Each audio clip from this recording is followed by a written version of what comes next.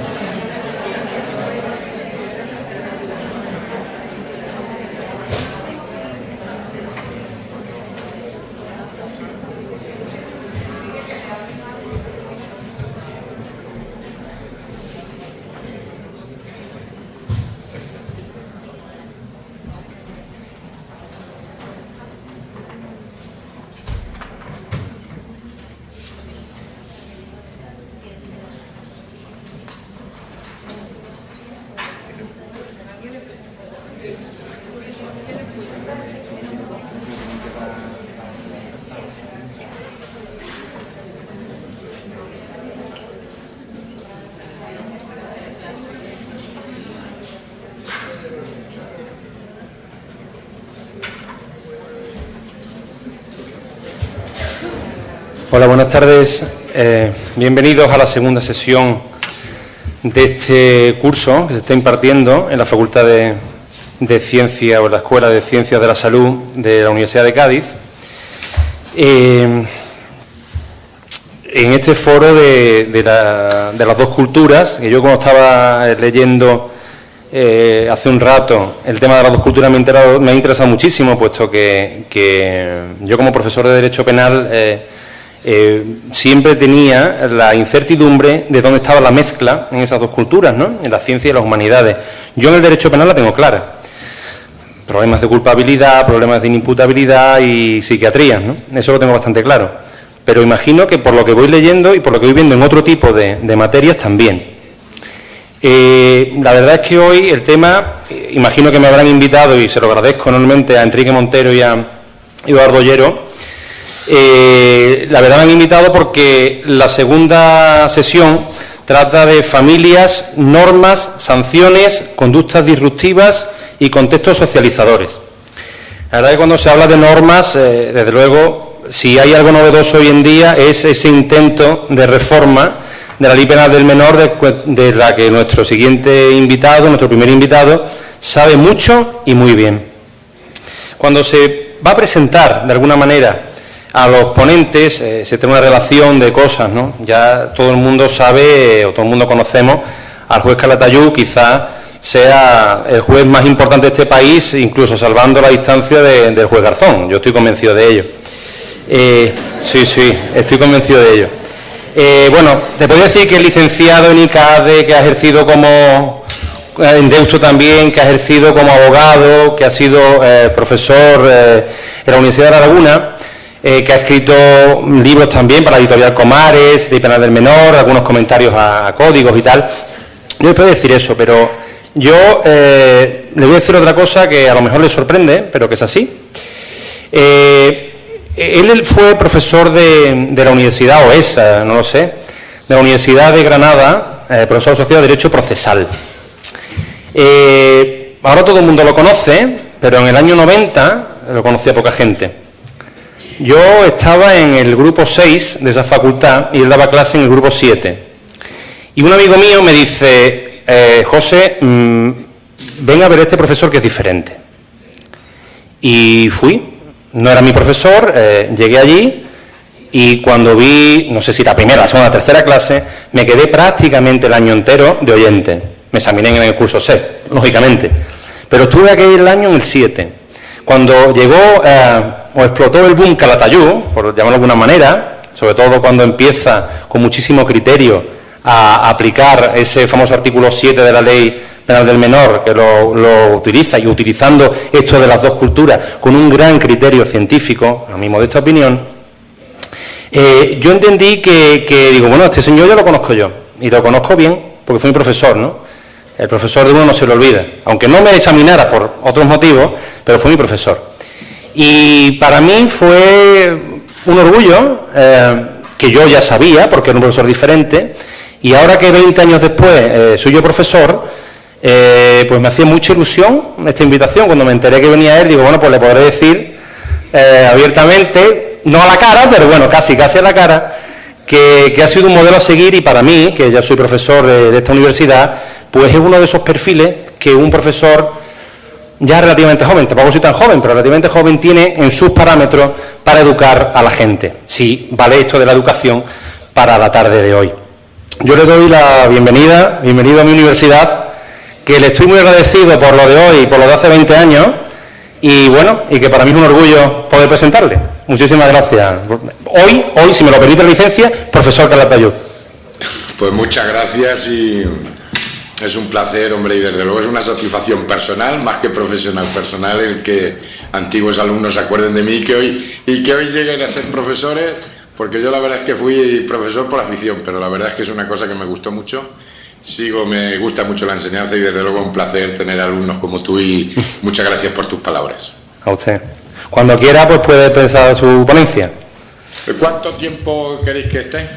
Una media hora o lo que usted crea. Hoy lo que usted me diga. Hoy voy a ser el alumno. Muy bien, pues yo voy a hablar un poco del tema, cómo veo yo el tema de los menores. Y voy a tocar una parte de prevención y otra parte de la ley de menores, para que después en el coloquio se me quiera preguntar pues todo lo que haya por conveniente. Yo siempre comento que no hablo en nombre de los jueces ni de los jueces de menores, yo hablo en mi nombre. Yo soy responsable de mi juzgado. El que no esté de acuerdo con mis sentencias pues plantea recurso ante la audiencia y no hay ningún problema. Pero al mismo tiempo soy padre y soy ciudadano. Y como soy padre y soy ciudadano, y como estamos en un país libre, Yo cuando hablo de este país me refiero a España para que no haya ningún problema, porque vas por ahí por algún sitio y dices este país y no sabes a qué país te refieres. Yo cuando hablo de este país me refiero a España. Como estamos en un país libre, pues yo digo lo que pienso. Si alguien se siente ofendido, pues le pido disculpas, no tengo intención de ofender a nadie, pero yo creo que estamos en una época muy políticamente correctos. Bueno, por lo menos hasta hace 3 o 4 días en el meneo del Senado, pero hasta entonces estábamos en un momento muy políticamente correctos. Somos tan políticamente correctos que a veces no nos entendemos. Y a mí me gusta que se me entienda. Por eso pido disculpas si alguien se siente ofendido. Yo creo que en España tenemos complejos de joven democracia, que hemos pasado de un extremo al otro y que no tenemos término medio. Y estamos pagando un poco las consecuencias. Yo me muevo con 3 leyes fundamentales. La Constitución, la Ley de Protección Jurídica del Menor y la Ley de Responsabilidad Penal del Menor. Ese es mi marco legal. ¿Qué es lo que ha pasado? Pues que antes de la Constitución los menores no gozaban de ningún derecho.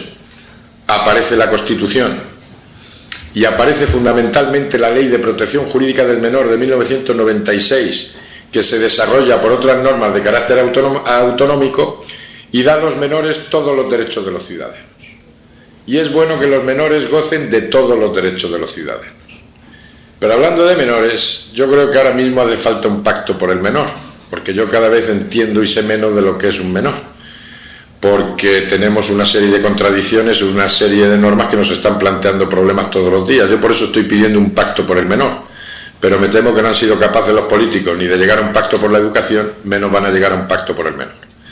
Pero hasta ahora se es menor hasta los 18 años. Y entonces esta Ley de Protección Jurídica del Menor da a los menores todos los derechos de los ciudadanos. Y está muy bien que los menores gocen de todos los derechos que tienen los ciudadanos. Yo voy a leer todos los derechos que contempla esta Ley de Protección Jurídica del Menor, de los derechos que tienen los menores, independientemente de otra serie de normas que contemplan otra serie de derechos. Pero en España todo menor de 18 años goza de los siguientes derechos. Voy a ir un poquito rápido porque si no nos pueden dar las uvas. Los menores gozan de los siguientes derechos. Tienen derecho al honor, a la intimidad personal y familiar, a la propia imagen, a la inviolabilidad del domicilio familiar, a la inviolabilidad de la correspondencia, al secreto de sus comunicaciones, derecho a buscar, recibir y utilizar la información adecuada a su desarrollo, derecho a la libertad de ideología, conciencia y religión, derecho a participar plenamente en la vida social, cultural, artística y recreativa de su entorno, derecho a una incorporación progresiva a la ciudadanía activa, derecho de asociación, derecho a participar en reuniones públicas y manifestaciones pacíficas, derecho a la libertad de expresión, derecho a ser oído tanto en el ámbito familiar como en cualquier procedimiento administrativo o judicial en que esté directamente implicado y que conduzca a una decisión que afecte a su esfera personal, familiar o social. Y sigue diciendo la ley: para la garantía y defensa de sus derechos el menor puede solicitar la protección y tutela de la entidad pública competente, poner en conocimiento del fiscal las situaciones que considere que atentan contra sus derechos con el fin de que éste promueva las acciones oportunas y plantear sus quejas ante el defensor del pueblo. Todo esto lo puede hacer un menor y todos son conscientes de sus derechos y todos se saben perfectamente cuáles son sus derechos y encima les hemos dado el Día de los Derechos del Niño, que es el 20N, y todos se lo saben perfectamente. Todos estos derechos se trasladan a su vez en obligaciones que tenemos los mayores para garantizar estos derechos. Y así la propia Ley de Protección Jurídica del Menor nos dice que toda persona o autoridad, y especialmente aquellos que por su profesión o función detecten una situación de riesgo o posible desamparo de un menor, lo comunicarán a la autoridad o a sus agentes más próximos sin perjuicio de prestarle el auxilio inmediato que necesite. Luego, en materia de menores estamos implicados todos. Todos somos responsables en el tratamiento de los menores. Los padres, los ciudadanos, los profesores, los funcionarios, las autoridades, todos somos responsables. Por eso yo estoy pidiendo el pacto por el menor, para ver si nos ponemos de acuerdo. Y tenemos que empezar por la célula de la sociedad. Yo sigo pensando que la familia es la base de la sociedad. Estará cambiando la estructura familiar, pero la familia es la base de la sociedad. Y el problema muchas veces cuando nos llega a nosotros un chaval está en la familia, está en los padres. Padres y madres, pero no voy a estar con distinciones porque si estamos con distinciones no terminamos en toda la tarde. Padres y ahí van los dos, porque es muy complicado esto de ser hoy día padre. Yo siempre comento que yo soy preconstitucional. Yo tengo 54 años. Y yo creo que cuando yo era pequeño era mucho más fácil ser padre que ahora. Porque cuando yo era pequeño llegaba tu padre y decía, a las 10 aquí, a las 10 aquí. ¿Quién va a discutir a un padre? Pero claro, llegó la transición, llegó el estado del bienestar social, llegó la democracia, llegaron sobre todo ciertos psicólogos, no todos, pero ciertos psicólogos, y los sociólogos.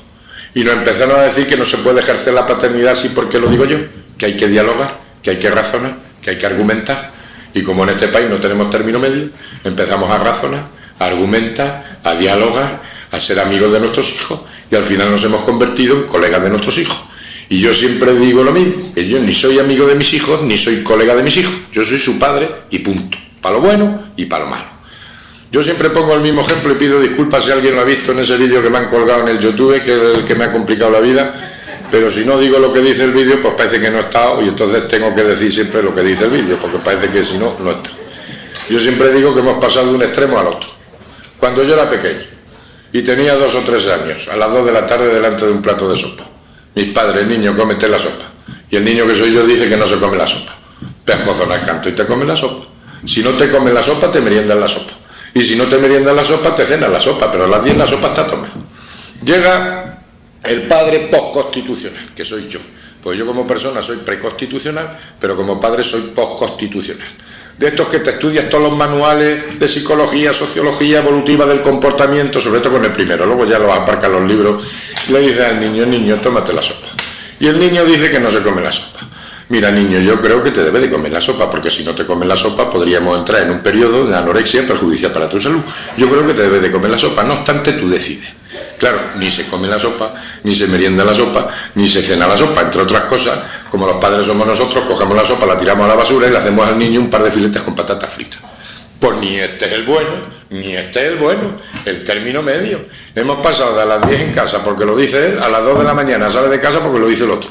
Total, que hemos sido la generación perdida. Hemos pasado de ser esclavos de nuestros padres a ser esclavos de nuestros hijos. Pues ni este es el bueno, ni este es el bueno, el término medio. Pero no tenemos término medio. ¿Qué es lo que ha pasado? Pues yo creo que nos ha interesado transmitir aquí el otro lado. Estamos en una época en que no hablamos nada más que de derechos, y sobre todo a los niños, solamente derechos, y nos ha dado miedo transmitir 2 artículos que están en vigor, que son el famoso artículo 154 y 155 del Código Civil. El artículo 154 del Código Civil nos dice que los hijos no emancipados están bajo la potestad del padre y de la madre.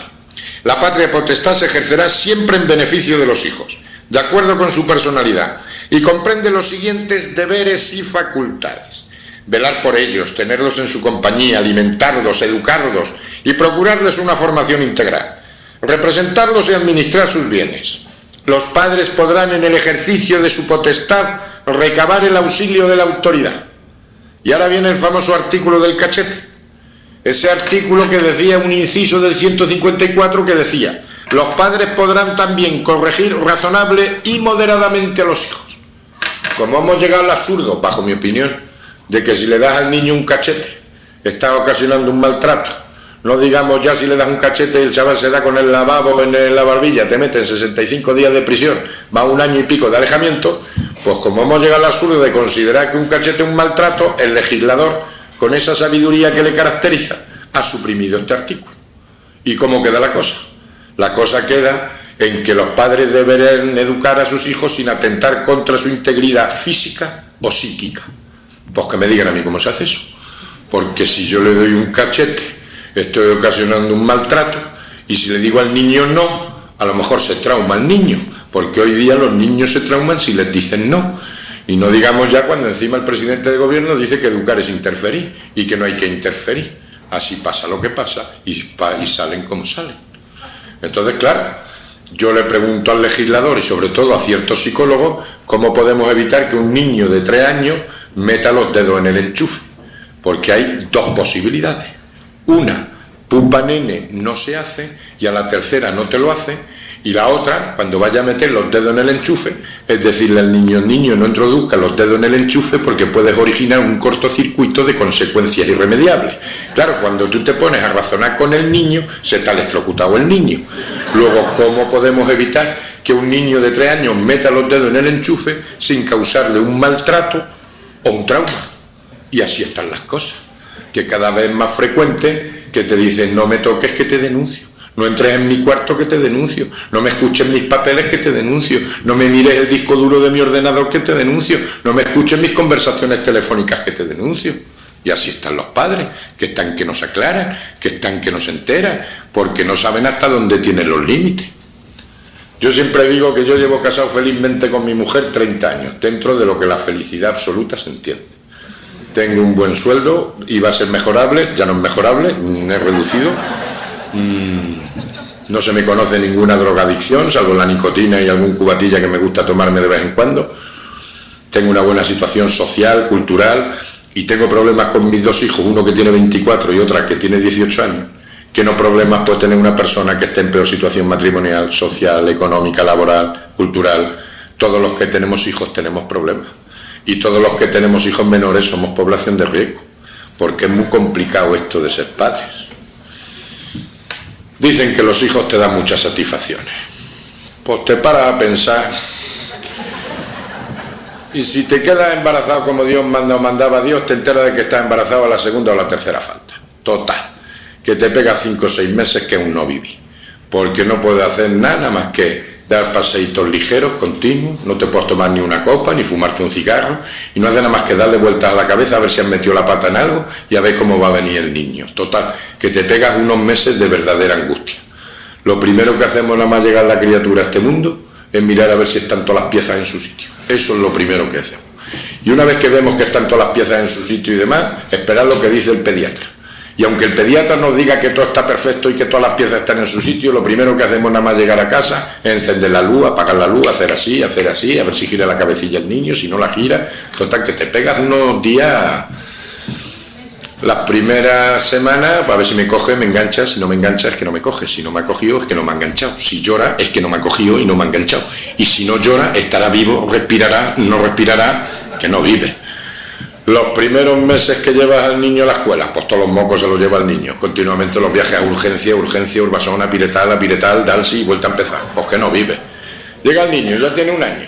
Ya empieza a andar el niño, pues todos a correr detrás del niño. Hasta los atamos con correillas para que no se nos caigan a la playa, a la piscina.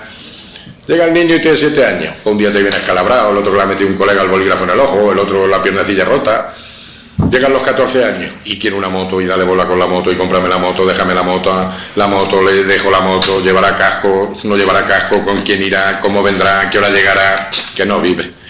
Llegan los 18 años, ya no quiere el niño la moto, ahora quiere el coche. Déjame el coche, sácame el carnet de conducir, le dejo el coche, no le dejo el coche, se me echa novia, me utilizará el coche, que no vive. Ya parece que estudia, trabaja, se va de casa, se van de casa a los 30 años. Tienes un niño, te enseña a los niños, te quedas con los nietos y se separa el niño. Total, que niños pequeños, problemas pequeños. Niños grandes, problemas grandes. Y niños más grandes, problemas más grandes. Te quitas el problema cuando te mueres. Pero dicen que da muchas satisfacciones. Yo por eso no me gusta dar consejos para ser un buen padre, porque esto es muy complicado, esto de ser padre. Por eso yo creo que hay que formar las escuelas de padres. Pero yo siempre comento que yo he estudiado para juez, pero no he estudiado para padre. Y es muy complicado esto de ser padre. Yo por eso no me gusta dar consejos para ser un buen padre, porque además queremos más a nuestros hijos queremos más a nuestros padres cuando somos padres. Y los hijos valoramos más a nuestros padres cuando efectivamente somos padres. Yo, gracias a Dios, mis hijos no me valoran todavía y tampoco tengo yo especial interés en que me valoren de forma inmediata. Por lo tanto, no sé yo si soy un buen padre o no. Por eso no me doy consejos para formar un buen padre. Lo que sí doy son los consejos para formar un pequeño delincuente. Son consejos basados en experiencia de la policía, que la gente se cree que son míos, no son míos, yo lo llevo diciendo muchísimos años, pero es un decálogo que damos a los padres para formar en casa un pequeño delincuente. Estos consejos que damos a los padres son los siguientes. Comience desde la infancia dando a su hijo todo lo que le pida. Así crecerá convencido de que el mundo entero le pertenece. No le dé ninguna educación espiritual. Espere que alcance la mayoría de edad para que pueda decidir libremente. Cuando diga palabrotas, ríaselas. Esto le animará a hacer más cosas graciosas. No le regañe nunca ni le diga está mal algo de lo que hace, podría crearle complejos de culpabilidad. Recoja todo lo que él deja tirado, libros, zapatos, ropa, juguetes, hágaselo todo. Así se acostumbrará a cargar la responsabilidad sobre los demás. Déjele leer todo lo que caiga en sus manos, cuide de que sus platos, cubiertos y vasos estén esterilizados, pero que su mente se llene de basura. Dispute y riña a menudo con su cónyuge en presencia del niño, así no se sorprenderá ni le dolerá demasiado el día en que la familia quede destrozada para siempre. Dele todo el dinero que quiera gastar, no vaya a sospechar que para disponer de dinero es necesario trabajar. Satisfaga todos sus deseos, apetitos, comodidades y placeres, el sacrificio y la austeridad podría producirle frustraciones. Y póngase de su parte en cualquier conflicto que tenga con sus profesores y vecinos. Piense que todos ellos tienen prejuicios contra su hijo y que de verdad lo que quieren es fastidiarle. Si seguimos estos consejos, es fácil que en casa hagamos un pequeño tirano que con el tiempo se puede convertir en un auténtico chorizo. Yo siempre comento que es muy triste tener que reconocer que yo todos los martes celebro de 20 a 25 juicios. Pues de los últimos 3-4 años, 3-4 y quizás ya 4-5 juicios semanales son denuncias de padres contra sus hijos por ser niños maltratadores. Niños y niñas que agreden física y psíquicamente a sus padres. Clase media, media alta. Y si yo me muevo en una delincuencia del 20-25% de niñas frente al 75% de chicos, en el delito de violencia familiar ya estamos en un 40-45% de niñas frente a un 55-60% de chicos. Clase media, media alta. Y empezamos a tener serios problemas, porque lo mismo que tengo yo problemas con mis hijos los tenemos todos. Empezamos a tener problemas de esas relaciones entre padres e hijos adoptados. Y me temo que de aquí a allá vamos a empezar a tener problemas, y quizá con cierta especialidad, entre padres e hijos adoptados internacionalmente, con las especialidades que eso conlleva de distintas razas, orígenes y demás. Y tenemos que estar preparados para eso porque nos va a venir. ¿Qué es lo que ha pasado? Entre otras cosas, lo que ha pasado es que no ha interesado transmitir el otro artículo que está en vigor, que es el famoso artículo 155 del Código Civil. Y el artículo 155 del Código Civil nos dice: los hijos deben obedecer a sus padres mientras permanezcan bajo su potestad y respetarles siempre. Segundo, contribuir equitativamente según sus posibilidades al levantamiento de las cargas de la familia mientras convivan con ella. Luego, los menores, está muy bien que tengan derechos, pero lo mismo que tienen derechos, tienen deberes. Y no son deberes morales, que también lo son, pero que también son deberes legales. Y el principal deber que tienen los niños en la casa es la de obedecer y respetar a sus padres y contribuir con las cargas familiares. Los menores son menores, pero no son tontos. Como no se ha transmitido la idea de los deberes, pobrecitos que no pasen lo que nosotros hemos pasado, pues aquí resulta que se les ha informado de derechos, nos ha dado complejos de hablar de deberes, y los menores son menores pero no son tontos. Han hecho abuso de sus derechos y dejadez de sus deberes. Y siempre que un menor llega a algo, algo pasa en la familia. Pero ¿en qué familia no pasa nada? Llegamos al segundo escalón, y en la escuela ya pasa lo mismo. Hemos pasado de la escuela preconstitucional, todos en pie, recian la fila, nuestras cuadras van, palmeta, mano extendida, que llega don José. Y ya ni llega don José, ni llega José, ni llega Pepe, ya llega Pepiño, hasta primero, nada más, ahí se queda. Y como somos todos colegas y somos todos iguales, hasta quitamos la tarima, porque somos todos colegas. Pues no, señor. Lo mismo que yo no soy amigo de mis hijos, porque como decía el otro, si yo me convierto en amigo de mis hijos, estoy dejando a mis hijos huérfanos, el profesor tampoco es colega del alumno. Y claro, ahí encima hemos invertido la carga de la prueba, porque tenemos que darle esa autoridad que antes tenían y que ahora ya no tienen. Y estamos dando lugar a que se dicten normas diciendo que el profesor no es autoridad. Si no hacen falta, que está muy bien, pues no hacen falta. Hemos invertido la carga de la prueba. Cuando yo era pequeño, llegabas al colegio, que me ha pegado el maestro, automáticamente tu padre te daba 2 más, algo habrá hecho. Presunción de culpabilidad, el niño. Ahora no, ahora llega el niño, es que me han expulsado de clase, automáticamente cogen los padres de la mano al niño y van en busca y captura del profesor que ha tenido la osadía de expulsar al niño de clase. Y así están las cosas. Que cada vez están los profesores más desautorizados. ¿Yo qué digo? Pues que la justicia ha tenido complejo de joven democracia y nos ha dado miedo utilizar 2 artículos que están en vigor, que son el famoso artículo 24 y el artículo 550 del Código Penal. El artículo 24 del Código Penal define lo que es funcionario público a efectos penales. Funcionario público a efectos penales. No estoy hablando de conceptos administrativos. Y el artículo 24 nos dice que es funcionario público a efectos penales toda aquella persona que por nombramiento de autoridad competente o por ministerio de la ley desempeña funciones públicas.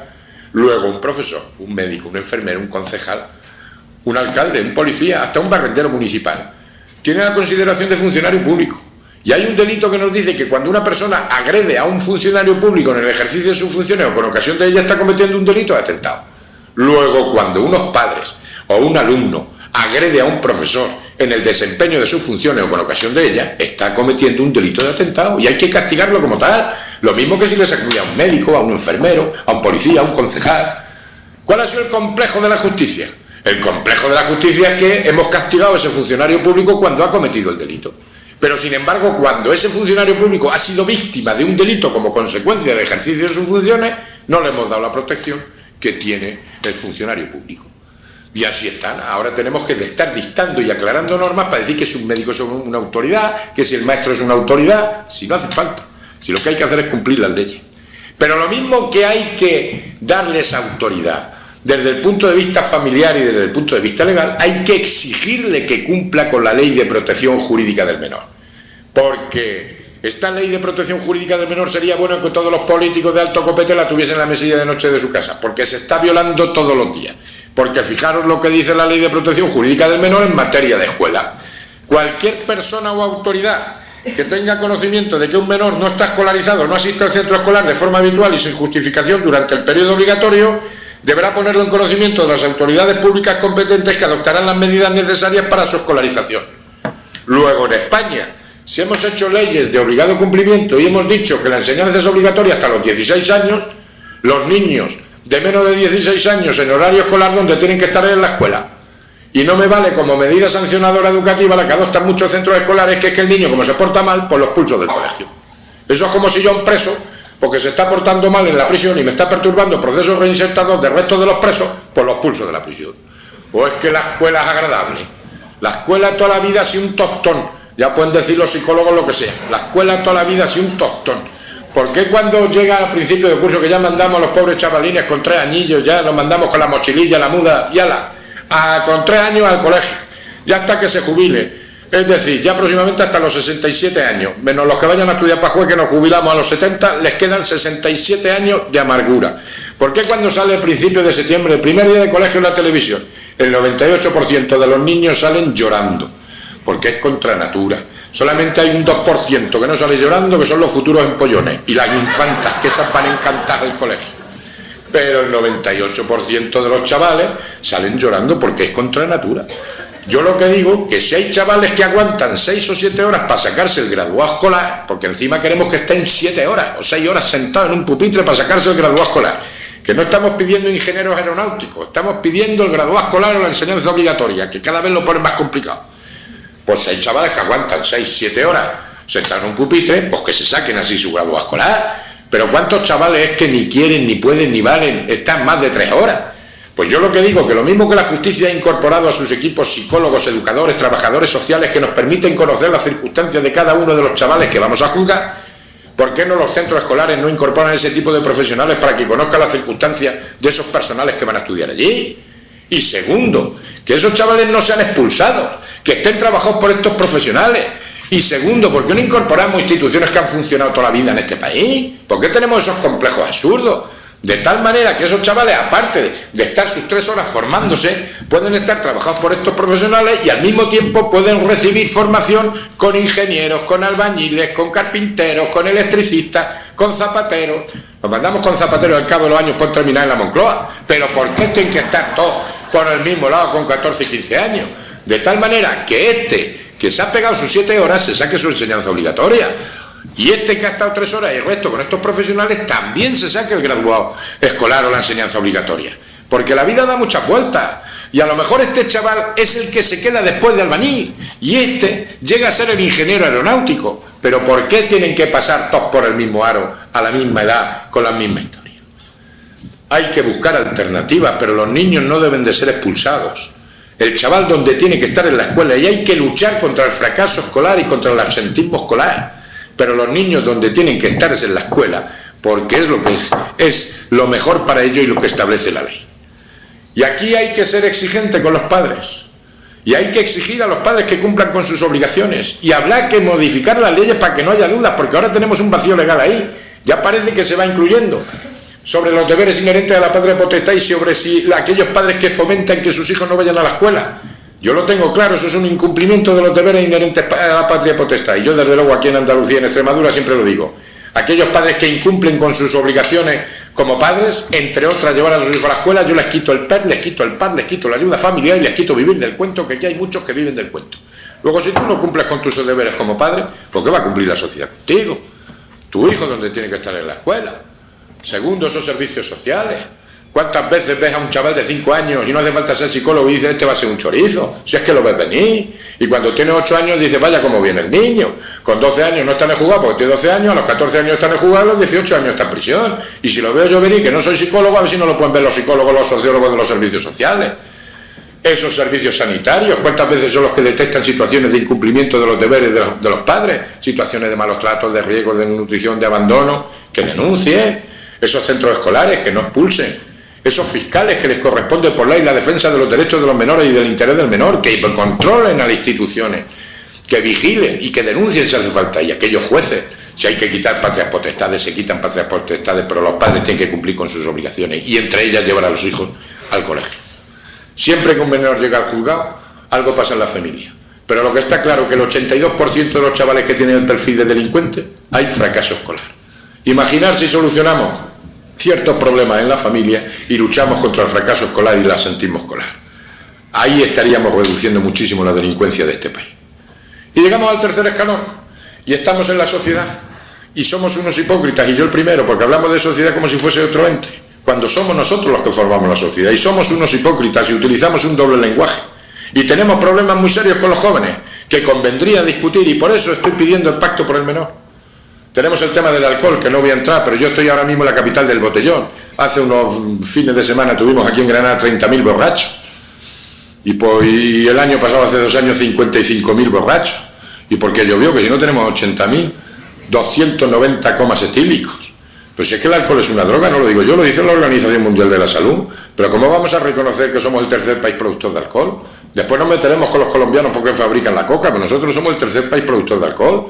Y como decía el otro, no somos el tercer país productor, somos el primer país consumidor porque no exportamos nada, no lo bebemos todo. Luego, ¿cómo vamos a ponernos de acuerdo de que el alcohol es una sustancia peligrosa, una droga? Pero no creo que haya ni ningún ingeniero ni ningún parado que no me reconozca que el alcohol es una sustancia peligrosa para un menor de edad. Si llegásemos al convencimiento de que el alcohol es una sustancia peligrosa para un menor de edad, ¿qué pinta un menor de edad bebiendo alcohol en la vía pública? Si es que no tiene que beber, si es que hemos llegado al absurdo en este país, si es que a mí me pillan aquí en Sierra Nevada cogiendo manzanilla y me meten 2 años de prisión porque estoy atentando contra la flora de allí de Sierra Nevada, me pillan en mi pueblo, la laguna de Ruidera, cogiendo un cangrejo de río y me meten 2 años de prisión porque estoy atentando contra la fauna del Guadiana. Yo no puedo fumar en mi despacho y dentro de nada no voy a poder ni fumar en la terraza del bar y mi hija puede hacer botellón, si es que hemos llegado al absurdo. Yo por eso estoy pidiendo aquí el pacto por el menor, vamos a ponernos de acuerdo. Un menor no debe de beber alcohol en la vía pública y si quiere beber bajo la responsabilidad de su padre, que le invite a su padre a todos los cubatas que le dé la gana en su casa o en un bar destinado al efecto. Y como eso están las drogas, que están ahí, que te compras en cualquier tienda y por allí por Cádiz tenéis, por el casco viejo tenéis tiendas que te venden la marihuana, la semilla de la marihuana en sobrecitos cerrados y la venden, porque como cuando lo compras no tiene el principio activo. Llegas a tu casa, abres la bolsita, la echas a la maceta, le echas agua, ya empieza a salir la planta y ya sí tiene el principio activo, pero cuando lo compras no tiene el principio activo. En esas mismas tiendas se están vendiendo piruletas de marihuana a €1 a niñas de 11 y 12 años, sin ningún tipo de envoltorio más que una bolsita de plástico.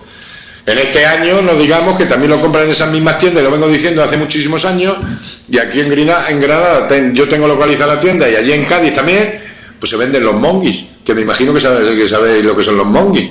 ¿Sabéis lo que son los monguis, no? ¿No sabéis lo que son los monguis? Soy buena gente, no soy chorizo.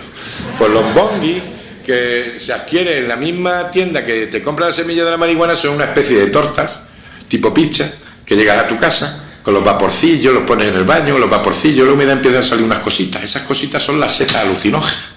Y eso se vende. Ahí no hace falta nada. Yo hace unos años tuve un juicio de un colega que le dio a otro una ración de monguis y le sentaron mal los monguis. Pues terminó la historia en 40.000 euros de daño, todos los coches que estaban estacionados en la Facultad de Medicina de Granada y 3 ciudadanos al hospital, porque le sentaron mal los monguis.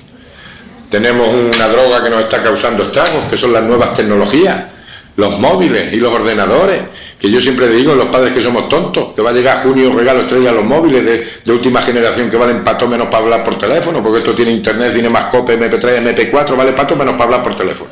Pues va a llegar junio los móviles buenos para los niños y los móviles que dejan los niños para el país y la madre. O sea, es que somos tontos. Es como los ordenadores, que quiero televisión y ordenador. Si es que un menor no tiene que tener ni televisión en su cuarto. Y si quiere tener un ordenador, tiene que ser un ordenador tonto, de cortar, pegar y guardar como. Y punto. El internet donde tiene que estar en el salón de la casa. Ahí es donde tiene que estar el internet. ¿Qué problemas nos están planteando? 2 problemas. Droga. Esto ya es una droga para los niños. Ya tenemos chavales que pasan el mono si les quitas el móvil. Y también si les quitas el ordenador. Segundo problema, instrumento para la comisión de hechos delictivos. Grabación de imágenes, colgándolas por Bluetooth o colgándolas por el internet o por el ordenador. Delitos contra el honor, la intimidad, amenazas, coacciones, injurias. Y esto va a más, clase media, media alta. Llegamos a la otra ley. No me meto con la televisión porque es vergonzosa. Como digo yo, la televisión está creando una realidad. Están creando una juventud, no está reflejando una juventud. Por eso me acuerdo yo Me acuerdo del fiscal general del Estado todas las tardes y todas las noches, sobre todo cuando haciendo determinadas cadenas. Pero así están las cosas. Llegamos a la otra ley, y es la ley de responsabilidad penal del menor. Yo voy a ir muy rápido, pero voy a contar 3 aspectos fundamentales. Nosotros vamos a juzgar a menores que cometen delitos entre 14 y 18 años, con un procedimiento que cumple todas las garantías constitucionales. Que pague lo que ha hecho, que repare lo que ha hecho. Porque cuando un menor comete un delito, no solamente lo comete contra la víctima, también lo comete contra la sociedad. Que pague y repare lo que ha hecho, siempre dirigido a la reinserción. Yo entiendo que un individuo está reinsertado en la sociedad en el momento en que vive en sociedad y no altera la paz social. Pero ¿cómo voy a saber si un individuo está reinsertado si no lo tengo en sociedad? Y segundo, ¿cómo voy a reinsertar a un individuo si nunca está insertado? ¿O cómo voy a reeducar a un chaval si nunca estaba educado? Lo tendré que sancionar para en su caso insertar y en su caso reinsertar. Siempre en interés del menor. ¿Y qué es el interés del menor? Darle satisfacción de sus derechos, exigiéndole sus deberes. Se está hablando actualmente de sentar en el banquillo a chavales de 12 y 13 años por parte del Grupo Popular. A mí eso me parece una barbaridad. No se ha explicado cómo está el tema de los chavales de 12 y 13 años que cometen hechos delictivos. Si un menor en España, porque en España la ventaja de la democracia es que las leyes las hacen las Cortes. Ley buena, responsabilidad de las Cortes. Ley mala, responsabilidad de las Cortes. Y la ventaja que tiene la democracia es que todas las Cortes son interinos. Ninguno tiene plaza en propiedad. Por lo tanto, si no nos gusta, los podemos mandar al paro o al subsidio de desempleo, porque no tienen la titularidad. Pero ley buena, responsabilidad de las Cortes. Ley mala, responsabilidad de las Cortes. Y yo creo que estamos ante una ley buena. Lo que pasa es que se ha explicado mal. Si un menor de 12 y 13 años comete un delito, por muy grave que sea, no podemos exigir ningún tipo de responsabilidad penal al menor. Pero eso no quita para que no podamos ir por vía de responsabilidad civil contra los padres de ese menor. Luego, por lo tanto, la víctima no queda desasistida ni queda desamparada. Podremos ir por la vía ordinaria y reclamarle a esos padres una responsabilidad por las consecuencias de los hechos que comete su hijo. Lo que se está planteando ahora es el debate de si conviene sentar en el banquillo a chavales de 12 y 13 años.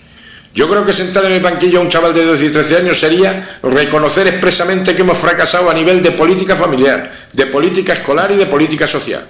Yo, desde luego, primero atajaría más por lo que he dicho. Familia, escuela y sociedad. Llegaría a ese pacto por el menor y exigiría que cada uno cumpliese con sus obligaciones. Y después sentaría en el banquillo, si hay lugar. Y desde luego sería bajo ese reconocimiento expreso de que hemos fracasado. Y nunca adoptaría una medida privativa de libertad para un chaval de 12 y 13 años, por muy grave que sea el delito.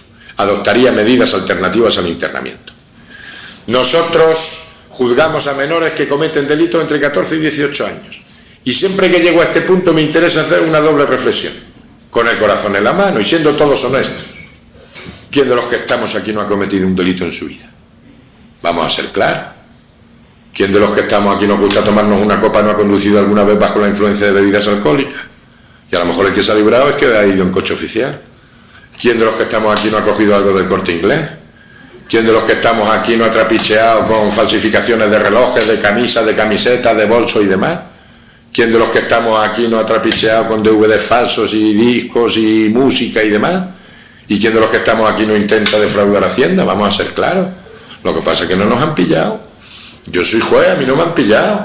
¿Quién no se ha levantado una mañana, pero no con 14 años, con 50 años, una mañana diciendo, madre mía, de la que me libré ayer? Vamos a ser claros. Como decía uno, no tenemos ángel de la guarda, tenemos obreros de la gloria. Lo que pasa es que hay un momento en que el obrero se está tomando el bocata y es cuando te pillan. Vamos a ser claros.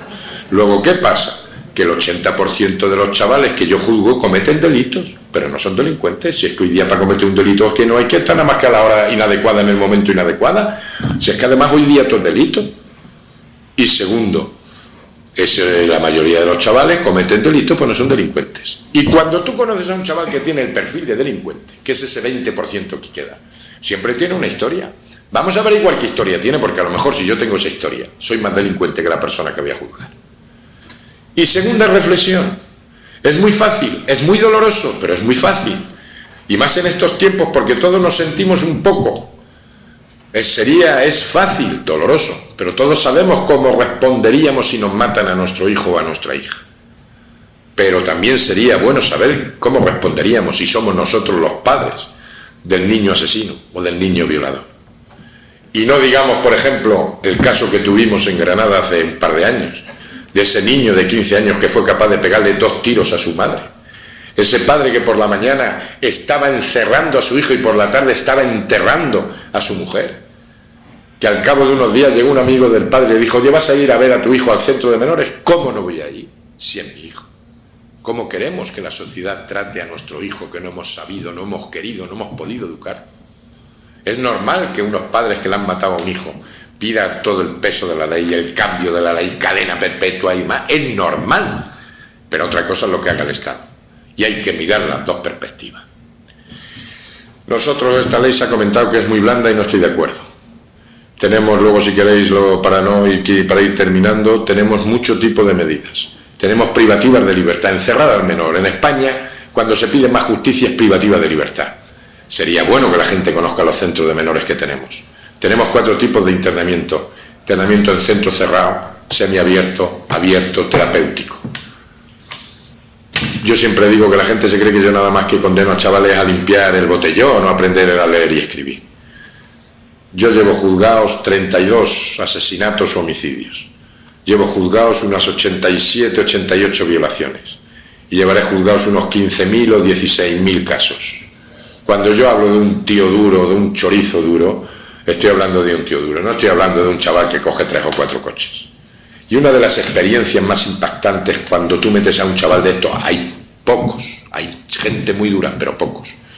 Cuando tú metes a estos chavales en un centro de internamiento cerrado, y os aconsejo que vayáis al que tenéis cerca, que vayáis a La Marchenilla, que está en Algeciras, o que vayáis a Oria, que está en el interior de Almería, o que os vayáis a Carmona, que son centros que tienen la misma arquitectura que pueda tener la prisión de máxima seguridad que tengamos en Andalucía. Cuando tú metes a un chaval de estos en el centro cerrado, sobre todo las primeras semanas, y cuando a las 12 de la noche se cierran las celdas, se apagan las luces, allí no se oyen voces de asesinos ni voces de violadores. Allí lo que se oyen son llantos de niños, porque son niños los que cometen los delitos. Lo que pasa es que muchas veces un grupo de niños es mucho más peligroso que un adulto, y cometen delitos gravísimos, pero porque son inconscientes. Pero cuando quedan solos en su celda, no se oyen voces de asesinos, lo que se oyen son llantos de niños, que es lo que son. El chaval no va a poder salir del centro si no ha cumplido 1/3 de la condena. Para que os hagáis una idea, nos cuesta en Andalucía de 250, 270 euros diarios cada chaval privado de libertad. Barrotes, medidas de seguridad, todos los que queráis. Y sería bueno que conocieseis esos centros. Luego tenemos el internamiento en centro semiabierto, abierto y terapéutico. En el terapéutico es un problema que va más. Con todo el cariño del mundo, yo pienso que la época de los 90 fue una equivocación, la política psiquiátrica que se hizo en este país diciendo que todo el mundo tiene que estar en su casa. Yo pienso que no. Y ahora hablo como juez de guardia. Más de una vez me ha tocado que me ha llamado la policía que hay un tío de 40 años que quiere tirar a su madre por el balcón. Llegamos allí al juzgado, lo detiene, metemos al señor en salud mental, 10 días, 11 días, le dan el alta, llega a su casa y tira a su madre por el balcón.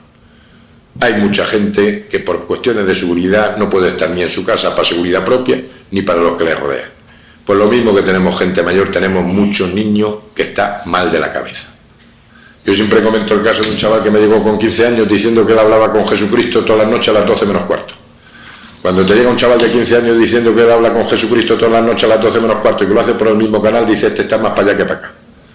Pues resulta que yo sabía que le gustaba la música, gracias a los equipos técnicos le gustaba la música. Concretamente le gustaba tocar el tambor. Como era la época de Semana Santa en Granada, dije, ya está, pues le voy a poner a tocar el tambor delante de todas las procesiones nocturnas de Granada, para que se pegue 10 horas tocando el tambor y llegue a casa relajado. Y al mismo tiempo, como vais delante de los santos, las vírgenes y los cristos, pues a ver si le transmiten mensajes de serenidad, de quietud y de relax, porque no lo podía tener en su casa. No lo podía tener en su casa porque lo tenía condenado por maltratar a sus padres y sabíamos que estaba violando a su hermana de 8 años. Yo después tuve a otro chaval que tuvo la feliz idea de pegarle de 50 veces con una llave inglesa a un colega suyo en la cabeza porque tenía ganas de ver qué se siente cuando se mata. Tenemos mucho niño malo, pero tenemos mucho niño que se está volviendo loco, por el inicio de muy temprana edad de policonsumo de sustancias. Cuando oigáis a un chaval de 14, 15 años diciendo la palabra yo controlo, ya podemos tener problemas. Y como hemos transmitido la idea de que aquí el alcohol es muy fácil y empiezan chavales con 12 y 13 años a tontear con la cerveza, como hemos transmitido la idea de que si te fumas un porro te hace menos daño que si te fumas un Fortuna, pues es frecuente encontrarnos chavales con 12 y con 13 años que empiezan a tontear con la cerveza, después se toman un porro, después nos vamos a estar toda la noche con el porro, después nos metemos el Fortuna, después se pillan un mongui y después se toman un par de cubatas. Y para terminar la faena se pueden tomar hasta una rayita, 2 rayitas de cocaína para evitar que sus padres vean que van colocados. Y cuando esos menores empiezan con 12 y 13 años, cuando llegan a los 16, 17 años, están más para allá que para acá y vamos a tener muchos esquizofrénicos y muchos psicópatas como ya los tenemos.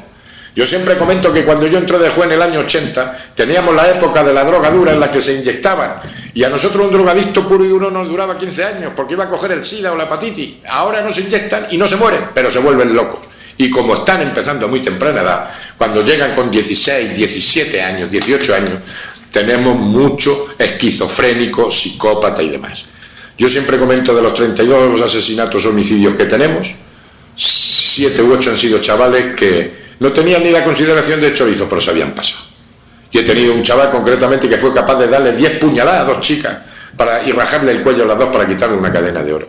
He tenido una cría de 15 años que fue capaz de tirarse una tapia de 2 metros de barriga para abortar. Yo controlo. ¿Cuánto tiempo podemos encerrar a un menor? El tiempo de internamiento puede llegar a ser, si el delito lo comete un chaval entre 14 y 16 años, 3 años, 5 años o 6 años. Y si el delito lo comete un chaval entre 16 y 18 años, el tiempo de internamiento puede llegar a ser 6, 8 o 10. 10 y 6 son en el caso de terrorismo y demás. Pero una cosa que no dicen los medios de comunicación ni los políticos es qué pasa si yo juzgo a un menor entre 14 y menos de 16 años, que en ese intervalo de su vida ha cometido, y lo juzgo en distintos juicios porque lo ha cometido en distintas partes de ese corto espacio de su vida, comete 2 homicidios, por ejemplo, y 2 violaciones. ¿Cuánto tiempo como máximo puede estar privado de libertad? Y no son 5 años. El artículo 47 de la Ley de Menores nos dice que es el doble de la máxima. Luego, como la máxima son 5 años, salvo en algún caso que son 6, podría estar 10 años. Y si el delito lo comete un chaval de 16 a 18 años, como la máxima son 8 años, salvo en algún caso que son 10, podría estar 16 años. Luego, no es verdad que los menores a los 5 años se van a su casa, no es verdad. Y a partir de febrero del 2007, cuando un chaval hemos decretado el internamiento en centro cerrado y cumple los 21 años, se pasa a prisión. Luego, un menor puede estar privado de libertad 16 años, no 5 años. Y un chaval de 14 a 16 años puede estar privado de libertad hasta 10 años. Y no se van a los 5 años. 10 años, 15 años, mucho tiempo. Vamos a la justicia de mayores, porque aquí parece que lo que hay que endurecer es la ley de menores. Vamos a la ley de mayores. Y el tiempo máximo de cumplimiento de la ley de menores, de mayores, son 20 años. Sin contar 2 o 3 delitos, 2 o 3 homicidios, que son 25 años. 2 o 3 asesinatos, que son 30 años. Sin contar terrorismo, que son 40 años. Que eso lo han cambiado hace 2 o 3 años. Pero vamos a la realidad. Eso es lo que dice el Código Penal. Luego viene lo que dice la Ley de Vigilancia Penitenciaria. Y todos habéis oído hablar que si los 2/3 de la condena, que si el 3er grado. ¿Quién se pega en España 20 años en prisión? Vamos a ser honestos. Porque está demostrado que si tú te llevas 1.000 o 2.000 millones de pesetas, a los 8 años estás comprando en el Corte Inglés de Zaragoza. A los 10 años te está haciendo una entrevista a Telecinco. Te meten 30 años y a los 15 años te vas a la calle. Vamos a ser claros. Y está demostrado que si tú tienes tus contactos y te coges una depresión, 2 o 3 días en semana duermes en Madrid, en tu casa, después de 2 o 3 años. Y está demostrado que si te pones al régimen, un régimen un poquito severo, te puedes dar una buena ducha con tu novia y darte un paseo por la playa de la Concha. ¿Está demostrado o no está demostrado? Luego, ¿quién se pega en España 20 años en prisión? Vamos a ser claros, se las pega el chorizo desgraciado, que para eso es un chorizo y un desgraciado. Si no eres un chorizo y un desgraciado, no te pegas 20 años en prisión. Luego, el debate, y esa gente que es un chorizo y un desgraciado lleva 17 años, esa persona es irrecuperable para la sociedad. A esa gente lo que hay que darle una pensión de invalidez. ¿Eso es lo que queremos hacer con un menor? Luego, el debate tendría que ser cuánto tiempo como máximo podemos encerrar a un menor para que sea recuperable para la sociedad. No para hacerle un desgraciado. Y si no, que me quiten de la Constitución la palabra reinserción y la finalidad de esta ley, que es la palabra reinserción. Que lo quiten.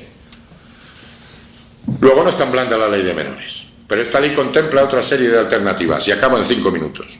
Esta ley hoy contempla una serie de alternativas. Una medida muy buena, la mediación. Vamos a mediar. Y es buena este procedimiento. Es bueno que la justicia, que el delincuente le ponga cara a la víctima, que la víctima le ponga cara al delincuente, y es buena esta medida para otra serie de, por ejemplo, centros escolares, como es problemas familiares, como es la empresa. Es bueno mediar, reconciliar, negociar, y hay que crear equipos de profesionales, y esta ley contempla esta mediación. Y es muy buena, vamos a mediar. Fijaros la importancia que tiene el delito y quién ha cometido el delito. Y para eso hacen falta esos equipos técnicos que nos valoren las circunstancias personales de cada uno de los chavales. Pero esta ley contempla otra serie de medidas. No vamos a mediar ahora, vamos a trabajar con él en libertad. Medidas alternativas, que es el futuro. Fijaros, en la justicia de mayores tenemos 75.000 a 80.000 presos. Tardamos en llenar una prisión 1 mes y medio. Hay que buscar alternativas a la prisión, y realmente tiene que estar en prisión el que tiene que estar en prisión. Pero hay muchas formas de reparar el delito sin necesidad de privación de libertad. Y tenemos la medida de tratamiento ambulatorio. Te voy a condenar a que vayas a terapia, a que vayas a la salud mental, a que vayas al psiquiatra, a que vayas al psicólogo. Una medida muy buena, que es la libertad vigilada, y que ya va siendo hora de que instituciones penitenciarias creen equipos de libertad vigilada, que todavía no los han creado y lo estamos reclamando desde el 2001, que fue cuando entró en vigor la ley de menores. Y llevamos ya 10 años y todavía no han creado ni un equipo de medio abierto. Libertad vigilada, te voy a controlar con quién vas, si vas al colegio, si vas al trabajo, por educadores, no por policías, tu comportamiento en casa. Una medida que me gusta a mí mucho, trabajo en beneficio de la comunidad. Tú la has hecho, tú la pagas. Si la vas a pagar tú con tu trabajo. Colaboración ciudadana. No hacen falta tantos recursos, lo que hace falta es colaboración. Esos menores que les gusta la juerga nocturna y cometen delitos por la noche y demás, 200 horas a limpiar el botellón. Te va a levantar todos los sábados a las 6:30 de la mañana y me va a estar limpiando el botellón los sábados de 7 a 10 y los domingos de 7 a 10. Como te he condenado 200 horas y cada fin de semana son 6 horas, imaginad los fines de semana que me va a estar limpiando el botellón. Esos menores que conviene que elimines toxinas porque parece que están ingiriendo sustancias pecaminosas, que conviene que estudiemos un poquillo. Yo utilizo mucho las medidas de temporada. Llega la época de inundaciones, no dicen que las inundaciones de Motril, la muñeca, a limpiar las inundaciones. Y no dicen que los fuegos se apagan en invierno, pues vamos a limpiar los montes, a plantar pinos. Que llega la época de Navidad, eres una chica bien, ¿sabes coger cosas? ¿Sabes empaquetar cositas? Pues va a empaquetar 200 horas todos los juguetes para los niños pobres. ¿Que te gustan los indigentes? ¿Te gustan los indigentes? Vas a estar 200 horas trabajando en el banco de alimentos, sirviendo comedores de indigentes. ¿Te gustan los viejos? Vas a estar paseando viejos. ¿Te gustan las motos? ¿Te gusta robar motos y hacer caballitos y todos delitos con las motos? 200 horas con los tetraplégicos. Vas a estar por los fines de semana en fiestas de guardar, asistiendo a los menores, a los chavales, a la gente que ha tenido accidentes, trabajando con ellos, ayudándoles, saliendo con ellos. ¿Te gustan los coches? Pues vas a estar 200 horas limpiando ambulancias de la Cruz Roja. Bomberos, policía, lo que queráis. Colaboración ciudadana. Esas niñas, que es que me ha mirado bien, mal. Ahora las niñas se miran bien o se miran mal. Si se miran mal, se sacuden. ¿Te gusta sacudir porque te han mirado mal? Entonces 50 horas vas a estar limpiando espejos para que te analices tu propia mirada durante 50 horas.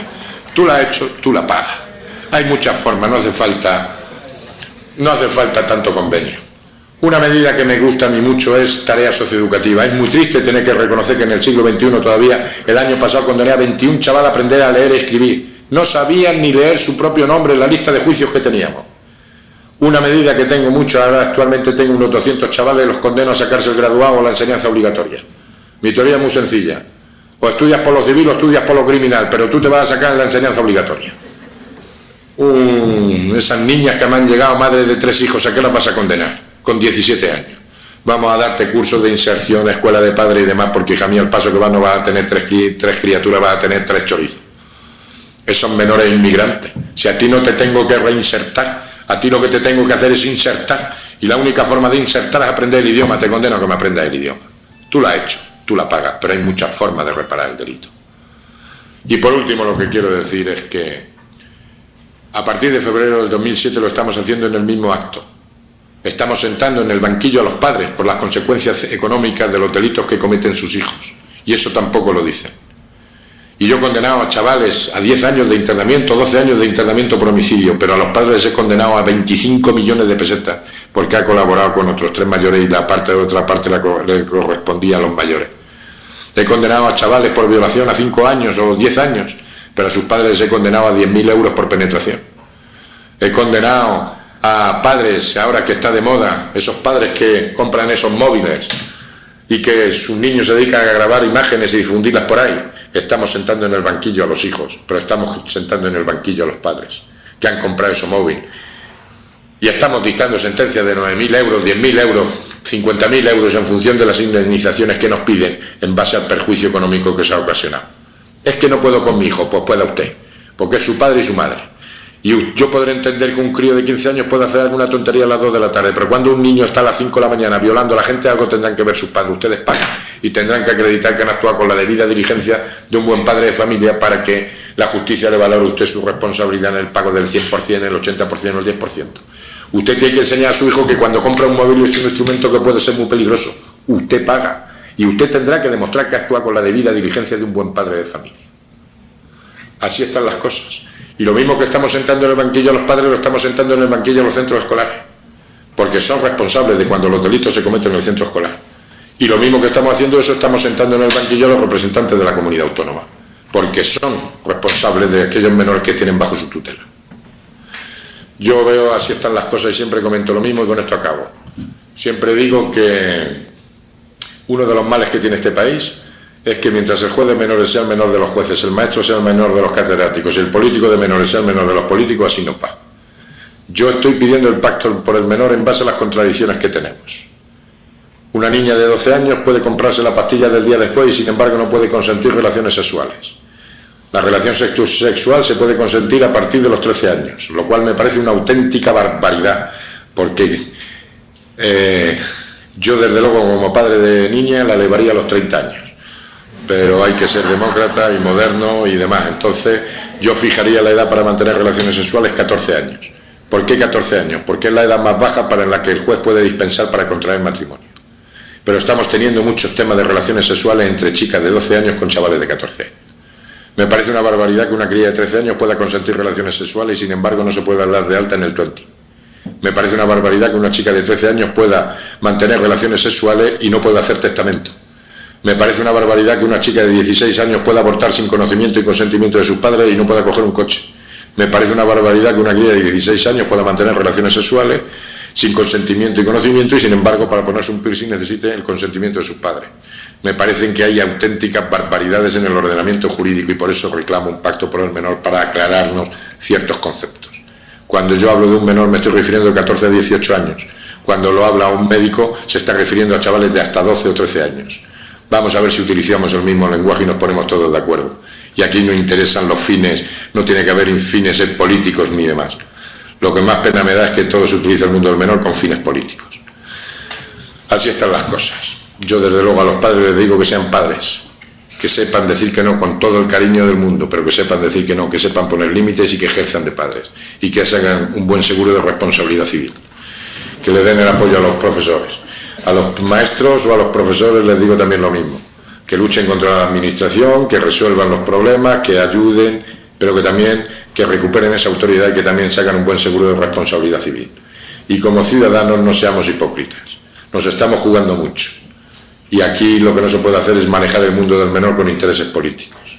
Convendría redefinir lo que es el menor, qué pueden hacer, qué no pueden hacer, hasta dónde podemos llegar. Porque estamos metidos todos, porque es lo más importante que tiene un país, que son sus menores. Así están las cosas y con esto acabo. Ha sido un verdadero placer. Pido disculpas si me he alargado un poco, pero ya una vez que por primera vez hago una conferencia por esto de estas telecomunicaciones, pues la verdad es que ya me he explayado. Y así sugeriría, ya que estamos en crisis, que había muchas empresas y muchos bancos y muchas historias y muchos políticos que en vez de tantas reuniones y tanto viaje y tanta dieta y tanta historia, se podía utilizar perfectamente este tipo de recursos. Nos ahorraríamos todos los españoles muchísimo, y vosotros en vuestra casa y yo en la mía, que es donde mejor se está, y nos ahorraríamos muchísimas dietas. Yo desde luego ha sido un verdadero placer, y siempre me gusta terminar con la lectura de unas palabras que quedan muy bonitas. Se le atribuyen a Bertolt Brecht, pero no voy a discutir si no son de Bertolt Brecht, porque siempre hay alguien que dice que no son de Bertolt Brecht. Pues si no son de Bertolt Brecht no pasa nada, porque no son de Bertolt Brecht, pero son unas palabras que quedan muy bonitas, resumen todo lo anteriormente dicho, y aquí es un ejemplo en el que tenemos que estar todos pringados, que eso es lo importante. Le da un tono literario a mi intervención, eleva un tono poético a la misma, y sobre todo sirve para arrancar el fuerte aplauso del público que tan pacientemente me ha escuchado a través de la frialdad de tal. Al principio me he visto un poquillo cortado porque no sé hablar solo ante una televisión, pero ya me he acostumbrado y habréis visto que al final ha salido más locuaz la cosa. Estas palabras que resumen todo lo anterior dicen lo siguiente: primero se llevaron a los negros, pero a mí no me importó porque yo no lo era. Enseguida se llevaron a los judíos, pero a mí no me importó porque yo tampoco lo era. Después detuvieron a los curas, pero como yo no soy religioso, tampoco me importó. Luego apresaron a unos comunistas, pero como yo no soy comunista, tampoco me importó. Ahora me llevan a mí, pero ya es tarde. Muchas gracias. Y perdón por el retraso.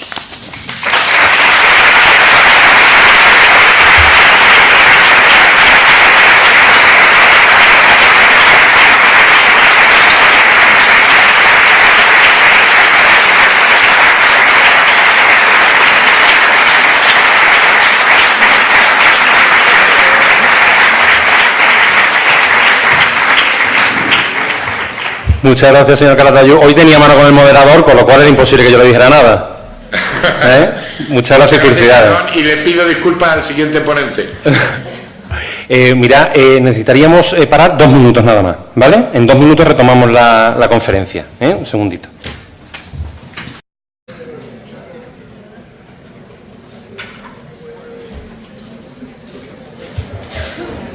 Hola, buenas tardes. Bienvenidos a la segunda sesión de este curso que se está impartiendo en la Facultad de Ciencias o en la Escuela de Ciencias de la Salud de la Universidad de Cádiz.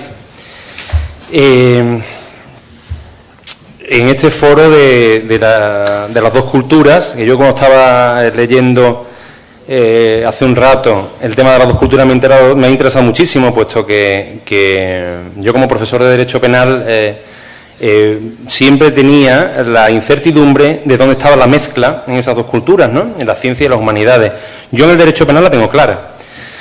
Problemas de culpabilidad, problemas de inimputabilidad y psiquiatría, ¿no? Eso lo tengo bastante claro. Pero imagino que por lo que voy leyendo y por lo que voy viendo en otro tipo de materias también. La verdad es que hoy el tema, imagino que me habrán invitado, y se lo agradezco enormemente a Enrique Montero y a Eduardo Ollero.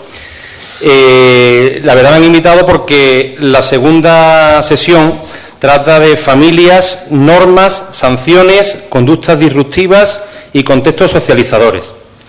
La verdad es que cuando se habla de normas, desde luego, si hay algo novedoso hoy en día es ese intento de reforma de la Ley Penal del Menor, de la que nuestro siguiente...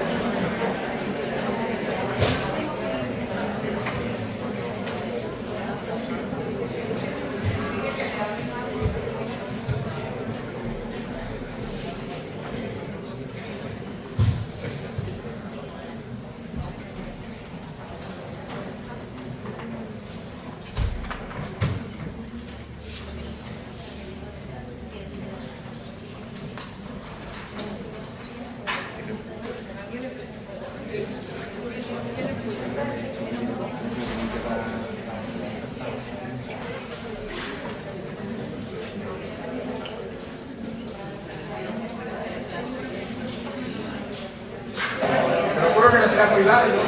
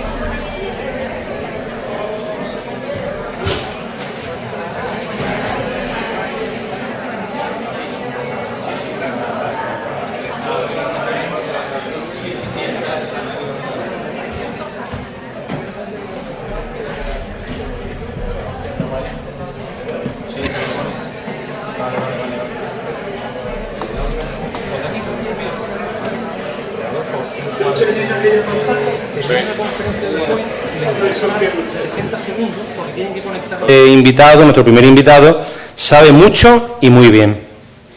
Cuando se va a presentar de alguna manera a los ponentes, se tiene una relación de cosas, ¿no? Ya todo el mundo sabe, o todo el mundo conocemos al juez Calatayud, quizás sea el juez más importante de este país, incluso salvando la distancia del juez Garzón. Yo estoy convencido de ello.